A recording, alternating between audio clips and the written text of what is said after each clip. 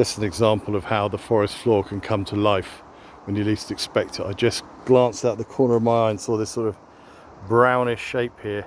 This camera phone doesn't do justice to it, but then suddenly they pop out of the mulch, the leaf mulch and the undergrowth, and they suddenly stand up and come into stark 3D perspective, and then you stop and you recognize that pattern, and then you look to your left and you see something utterly wonderful,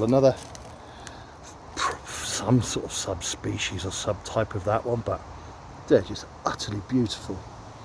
Attached to the tree here, this silver birch, probably parasiting off it somehow. This silver birch doesn't look too clever, it's obviously rotting, but yeah. And then elsewhere, just so much on the forest floor. It's like Where's Wally or whatever that thing is. You just suddenly they pop out if you look not necessarily hard enough, but just still enough, and you just get attuned to the forest floor that you're in. This is quite sparse, relatively young and messed about sort of forest floor. There's nothing particularly ancient here, but it hasn't been too buggered about with over the years. These are relatively mature flavours of pine.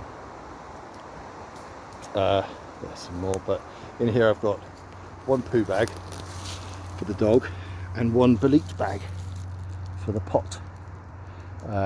Yellow gills, they looked a bit like penny-buns, but I suspect those yellow gills mean it's some sort of other burnt bun, lidded but yellow poured variety of the bolete family, all of which are wonderful, not just to eat.